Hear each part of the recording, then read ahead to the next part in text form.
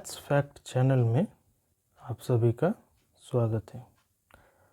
आज क्लास 10 का बहुत ही इम्पोर्टेंट चैप्टर हम लोग पढ़ने वाले हैं जिसका नाम है introduction to trigonometry. Trigonometry chapter में हम लोग पढ़ेंगे बेसिकली ट्रायंगल्स, उसके साइड्स एंड एंगल्स का रिलेशन। साइड्स एंड एंगल्स का आपस में रिलेशन पढ़ेंगे। हम लोग इस चैप्टर में जिस चीज़ पर बहुत ज़्यादा फोकस करने वाले हैं वो है थीटा। क्या है? थीटा है। थीटा जो होता है वो बेसिकली एक एंगल है जो किसी भी तीन वर्टेक्स के पोजीशन पर कहीं भी मौजूद हो सकता है, लेकिन एक पर्टिकुलर प्लेस पर जो है, अगर हम 90 डिग्री की बात करें तो दूसरे प्लेस पर अगर हम थीटा को सेट करते हैं तो थीटा के जो पास वाला साइड होता है बिल्कुल उसके पास में वो बेस कहलाता है। थीटा के जस्ट अपोजिट साइड, यानी अगर थीटा सी पर है तो जस्ट उसके opposite side which means A B के पास हम लोग का परपेंडिकुलर बनेगा। ठीक है, तो जब परपेंडिकुलर और बेस एक राइट एंगल ट्रायंगल में हो गया तो बच क्या गया? हाइपोटेन्यूज। वो इस प्लेस पे हो जाएगा। ठीक है, हम लोग इस चैप्टर में कुछ मेन टर्म्स पे ध्यान देंगे जिसके बारे में इस चैप्टर में पढ़ना है। फर्स्ट टर्म है साइन थीटा, सेकंड है कॉस थीटा, थर्ड है टैन थीटा। जो फोर्थ टर्म से हम लोग पढ़ेंगे उसका रिलेशन ऊपर के ही तीन नामों से है। फोर्थ टर्म जो हम लोग पढ़ने वाले हैं उसका नाम है कॉसेक थीटा। क्यों हम कह रहे हैं कि ऊपर के रिलेशन है? क्योंकि कॉसेक थीटा जो होता है उसका जो वैल्यू होता है वो 1/sin थीटा के इक्वल होता है। 1/sin थीटा के इक्वल होता है। नंबर फिफ्थ टर्म्स जो हम लोग पढ़ेंगे उसको कहते हैं सेक थीटा। सेक थीटा का रिलेशन कॉस थीटा के साथ होता है जिसको हम लोग बोलेंगे 1/cos थीटा। नंबर सिक्स्थ जो हम लोग पढ़ने वाले हैं उसको कहते हैं कॉट थीटा। कॉट थीटा का रिलेशन टैन के साथ है, टैन थीटा 1/tan थीटा। इनको अगर हम पी बी एच के टर्म में अगर हम समझना चाहें, पी बी एंड एच के टर्म में, तो साइन थीटा का जो वैल्यू होता है वो p/h के इक्वल होता है। इसका मतलब ट्रायंगल में जिस p का जो भी वैल्यू होगा और h का जो भी वैल्यू होगा वो उन दोनों का रेशियो के इक्वल होने वाला है। cos थीटा जो होता है उसको हम लोग b/h का वैल्यू के इक्वल समझते हैं और इक्वल होता है। इसका मतलब है b/h का रेशियो जो होगा वही cos थीटा का वैल्यू होगा। टैन थीटा का जो वैल्यू होने वाला है वो p/b के इक्वल होने वाला है। टैन थीटा का वैल्यू p/b के इक्वल। अब जैसा कि हम लोग ऊपर पढ़ चुके हैं साइन थीटा का वैल्यू p/h होता है तो उसका रेसिप्रोकल हो जाएगा h/p। कॉस थीटा का b/h कॉस थीटा होता है, उसका रेसिप्रोकल हो जाएगा h/b। टैन थीटा p/b होता है, उसका रेसिप्रोकल क्या हो जाएगा? b/p। अब इनका यूजेस कैसा होता है हम एक क्वेश्चन लेके देखते हैं। एनसीईआरटी का ही फर्स्ट एक्सरसाइज है, एक्सरसाइज 8.1। तो हम लोग अब देखेंगे एनसीईआरटी का एक्सरसाइज 8.1 का फर्स्ट क्वेश्चन। एक एग्जाम्पल के फॉर्म में हम लोग देखते हैं कि इसका यूजेस क्या है, कैसे जो कंसेप्ट अभी हम लोग देखे हैं उसको कैसे यूज़ करेंगे। एक्सरसाइज 8.1 में एनसीईआरटी का क्वेश्चन है, in triangle ABC right angled at B, मतलब ट्राइंगल ABC में B पॉइंट पर, B वर्टेक्स पर राइट एंगल बन रहा है। AB equal to 24 centimetre, AB का मेजरमेंट 24 सेंटीमीटर है। BC equal to 7 centimetre, BC का मेजरमेंट 7 सेंटीमीटर है। Determine sine A cos A, sine C and cos C. तो सबसे पहले फर्स्ट क्वेश्चन देखते हैं कि इसको शुरू कैसे करेंगे, हम लोग इस क्वेश्चन को प्रोसीड कैसे करेंगे। सबसे पहले हम लोग को बोला गया है कि साइन ए का वैल्यू डिटरमाइन करने के लिए, ए का वैल्यू डिटरमाइन, तो हम लोग साइन ए का वैल्यू डिटरमाइन करने के लिए पहले ये देखेंगे कि ए जो है वही मेरा थीटा का पोजीशन है ना। तो थीटा का पोजीशन का मतलब हो गया कि हम लोग ए पोजीशन पर थीटा को लाई करवाएंगे। ए पोजीशन पर थीटा है। अभी हम लोग कंसेप्ट जान रहे थे, उस टाइम हम बोले थे कि थीटा जो है, थीटा के पास वाला जो साइड होता है उसके साथ लगा हुआ साइड ही मेरा बी होता है, मतलब बेस होता है। तो मेरा बेस का वैल्यू 24 सेंटीमीटर हो गया। जस्ट थीटा के अपोजिट साइड को ही हम लोग पी कहते हैं, परपेंडिकुलर कहते हैं। इसका मतलब पी का वैल्यू मेरा 7 सेंटीमीटर हो गया। तो एच मेरा क्या हो गया, ए सी हो गया। ए सी जो है एच मतलब हाइपोटेन्यूज, ठीक है। तो हम लोग एच को पहले फाइंड आउट करेंगे। तो हम लोग क्लास 8 से पढ़ते आ रहे हैं पाइथागोरस थ्योरम के बारे में, है ना, पाइथागोरस थ्योरम के बारे में। पाइथागोरस थ्योरम में हम लोग ये देखेंगे कि H square equal to P square plus B square. Pythagoras theorem में एच स्क्वायर, इस फिगर में मेरे लिए एच क्या है, ए सी है। क्या है, ए सी का स्क्वायर। पी क्या है, बी सी का स्क्वायर, बी सी का square plus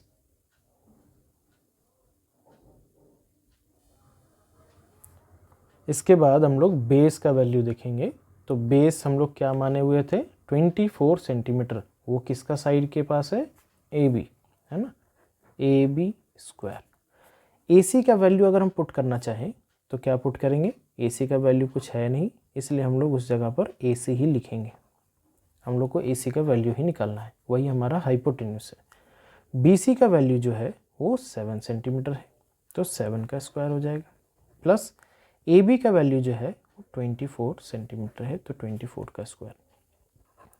A C square equal to ये 49 हो जाएगा, plus 24 square 576। A C square equal to, इन दोनों को ऐड करेंगे तो हमारा वैल्यू हो जाएगा 625। ए सी स्क्वायर इक्वल टू 625। तो अब हम लोग क्या करेंगे, ए सी का वैल्यू निकालेंगे। तो स्क्वायर जो है इधर चला जाएगा, स्क्वायर रूट में 625। ए सी इक्वल टू 25 सेंटीमीटर, ठीक है। अब यही ए सी हमारा क्या है, एच का वैल्यू है। H equal to 25 centimetre. P हम लोग को ऑलरेडी गिवन है क्वेश्चन में, P equal to 7 centimetre, B equal to 24 centimetre. अब हम लोग देखेंगे कि साइन ए, जिसको हम लोग फाइंड करने के लिए पाइथागोरस थ्योरम का सहारा लिए, तो साइन ए जो है वो फिगर में थीटा, तो हम लोग फिगर में देखते हैं कि पी का वैल्यू जो है वो बिल्कुल साइन थीटा के अपोजिट में है। इसका मतलब हम लोग को साइन ए का वैल्यू निकालना है तो पी बाई एच होना चाहिए, और एच हम लोग फाइंड आउट कर चुके हैं। एच का वैल्यू हो जाएगा 25 सेंटीमीटर। अब हम लोग देखते हैं कि साइन ए के पास हम लोग को पी बाई एच का वैल्यू पुट करना है। तो पी बाई एच का वैल्यू अगर पुट करना चाहें तो पी का वैल्यू क्या है, 7 बाई 25। ये हमारा साइन ए का वैल्यू हो गया, ठीक है। क्वेश्चन में हमारा डिमांड ये भी था कॉस ए, क्या फाइंड करना है, कॉस ए। तो उसके लिए हम लोग क्या करेंगे, ए का वैल्यू हम लोग, ए जो है वो हमारा थीटा ही है, थीटा बिल्कुल ए के पास ही है। हम लोग को सिर्फ वैल्यू चेंज करना है फॉर्मूला कॉस थीटा के अकॉर्डिंग, बी बाई एच। तो बी बाई एच, बी का वैल्यू हो जाएगा 24 बाई एच का वैल्यू हो जाएगा 25। तो हमारे यहाँ से cos A equal to 24 by 25।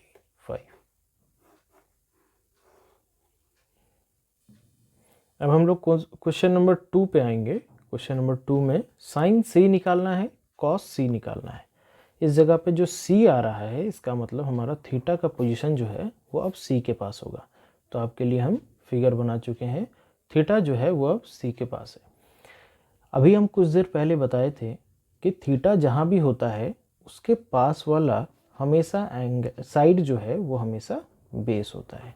इसका मतलब अब की बार हमारा बेस का वैल्यू 7 सेंटीमीटर होगा और जस्ट थीटा के अपोजिट साइड में परपेंडिकुलर होता है, तो परपेंडिकुलर का वैल्यू हो गया हमारा 24 सेंटीमीटर। तो बच गया हमारा h, इसका मतलब ये हमारा h है। तो हम आ जाएंगे साइन c का वैल्यू निकालने में। साइन c के लिए हम लोग p/h लिखेंगे। तो हम लोग क्योंकि देख चुके हैं कि p हमारा यहाँ पे 24 सेंटीमीटर है और h हमारा यहाँ पे 25 सेंटीमीटर है, तो हमारा साइन c का वैल्यू हो गया 24/25। अब हमारा आखिरी पॉइंट है cos c। cos c के लिए हम लोग करेंगे b/h। तो हमारा b का वैल्यू यहाँ पे है 7 सेंटीमीटर बाई h का वैल्यू है 25 सेंटीमीटर। तो cos c का वैल्यू हमारा हो जाएगा 7/25। ये हमारा फर्स्ट क्वेश्चन एंड हो गया। तो अब हम NCERT का एक और क्वेश्चन नंबर 2 एक्सरसाइज 8.1 का ही हम लोग देखेंगे। Find tan p minus cot r, जिसके लिए फिगर क्वेश्चन में दिया हुआ है PQ equal to 12 centimetre, PR equal to 13 centimetre, QR अभी हमको गिवन नहीं है। तो आप सभी को पता है कि इस पोजीशन पर अगर हम राइट एंगल बनाते हैं तो हमारा क्या होगा। अभी फ़िलहाल तो हमारा थीटा किस पोजीशन पर होगा, tan p के अगर हम वैल्यू फाइंड करना चाहें tan p, तो हमारा थीटा जो है p के पास है। तो अगर p के पास थीटा है तो हम जैसा हमेशा कहते आए हैं कि थीटा के पास यहाँ पास का साइड जो है वो बेस कहलाएगा, बिल्कुल उसके अपोजिट में परपेंडिकुलर, और ये हमारा कहलाएगा हाइपोटेन्यूस। ठीक है, तो अगर हम इन ट्रायंगल PQR बात अगर करें, इन ट्रायंगल PQR, तो हम देखेंगे कि यहाँ पर हमारा पाइथागोरस थ्योरम क्या कहता है, h² equal to p² plus b²।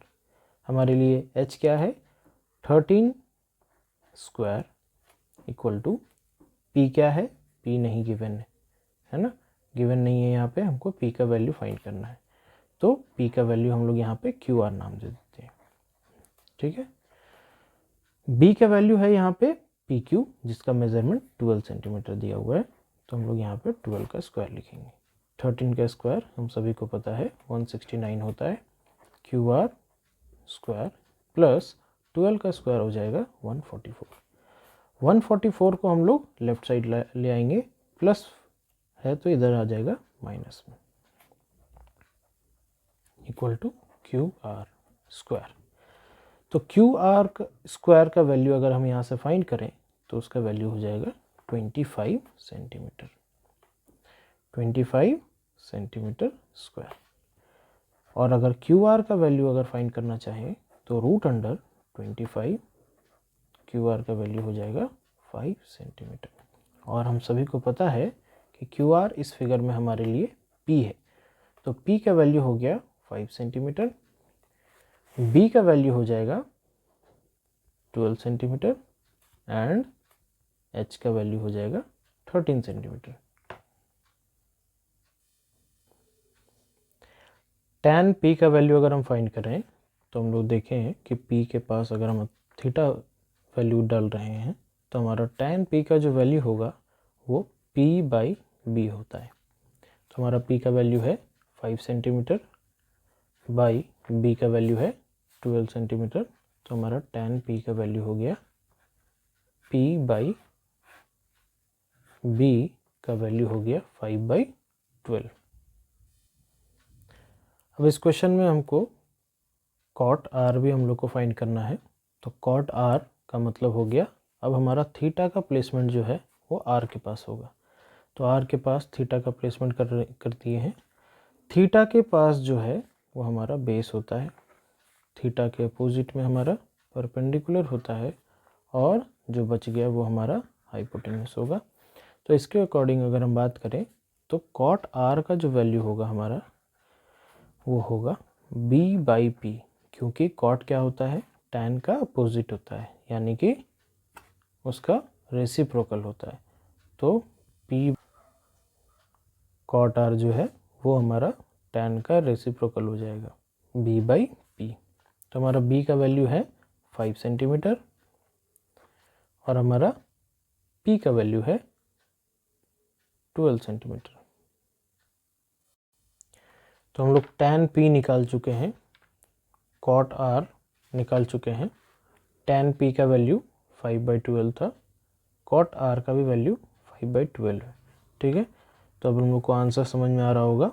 हम लोग को फाइंड करना था tan P minus cot R, tan P minus cot R. Tan P का वैल्यू है 5/12 माइनस कॉट आर का वैल्यू है 5/12। तो हम लोग का ये आंसर 0 आ जाएगा। ठीक है, ये हमारा फाइनल आंसर हो गया। तो हम क्वेश्चन नंबर 3 पे आते हैं। क्वेश्चन नंबर 3 में दिया हुआ है if sine A equal to 3/4। इसका मतलब यहाँ पे थीटा जो है वो साइन ए के पोजीशन पर है। साइन थीटा यानी sine A equal to 3/4, calculate cos A and tan A. इसका मतलब है हमें क्वेश्चन में दिया हुआ है साइन ए इक्वल टू 3/4। जैसा कि हम सभी को पता है कि ये P होता है, ये H होता है। इसका मतलब P equal to 3 and H equal to 4। तो हमें यहाँ से B फाइंड आउट करना पड़ेगा। तो हम लोग क्या करते हैं कि पाइथागोरस थ्योरम लगा के हम लोग इसको फाइंड आउट करते हैं। H square equal to P square plus B square. H square equal to 4 square equal to 3 square plus B को B ही रहने देते हैं। 16 equal to 9 plus B square. 16 minus 9 plus 9 इधर आ जाएगा -9 में, इधर B स्क्वायर अकेला हो गया। इन दोनों को माइनस करेंगे तो B square equal to 7, B equal to √7। अब हम लोगों को ये पता है कि क्वेश्चन पूछा गया है कि cos A का वैल्यू फाइंड आउट करें। cos A तो हम लोग को पता है B/H। तो B हमारे पास है √7 और H जो है हम जैसा कि हम देख चुके हैं पहले 4। तो cos A equal to √7/4। Second part हमारा है tan A। tan A मतलब P/B। tan A equal to P का वैल्यू हम पहले भी देख चुके हैं कि क्वेश्चन में ही दिया हुआ है 3/B का वैल्यू भी फाइंड आउट किया गया √7। तो tan A इक्वल टू 3/√7। √7 नीचे में है। किन्हीं को अगर ये लग रहा हो कि क्लास 9 में हमने रैशनलाइजेशन प्रोसेस सीखा है तो वो इसका आंसर एक और पार्ट भी लिख सकते हैं। tan A equal to 3/√7 multiplied by √7/√7। तो हम लोग 3√7/7 भी लिख सकते हैं। ये ज़्यादा प्रैक्टिकल वे में सॉल्व हुआ। tan A equal to 3√7/7। तो आज का हमारा ये इंट्रोडक्शन वीडियो था ट्रिग्नोमेट्री चैप्टर का, और हमने इसमें एक्सरसाइज 8.1 का 3 क्वेश्चंस भी प्रैक्टिस किया है। आगे के क्वेश्चंस को हम लोग नेक्स्ट वीडियो में देखेंगे। Thanks for watching.